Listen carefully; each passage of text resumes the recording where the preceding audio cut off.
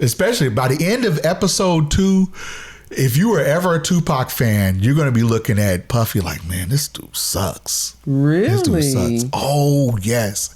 Let me tell you about this. I don't want to spoil it too much for you because this is all out there. But when Biggie passed, they had this big funeral in New York for Biggie. You know what I'm saying? You remember that a little bit? Just imagine the street out here, 38th Street, all shut down. And you got, the hearse with his, right. So they did all of that. But you know what Puffy did?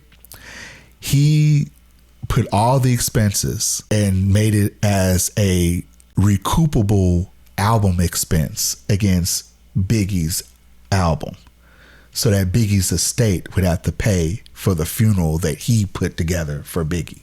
And so he wouldn't pay anything, essentially anything, whatever that last album Biggie came out, whatever it earned, the funeral was being paid from that and not from Puffy.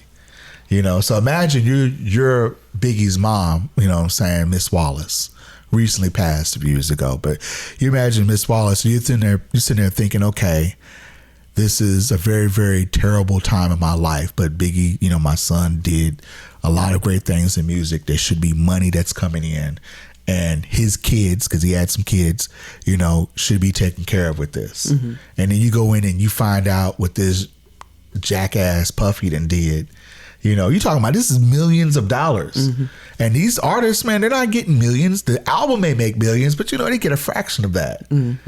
Just imagine sitting up here thinking this man who went up there and said, hey, I'm doing this for my best friend Biggie. And then your mom, you find out, it's like, oh, but you paid for my son's. Back in. He paid for his own funeral. Paid for his own funeral. I'm positive that Miss Wallace would have wanted something a little bit more private, a little bit more family focused than the circus that Puffy made Biggie's family pay for.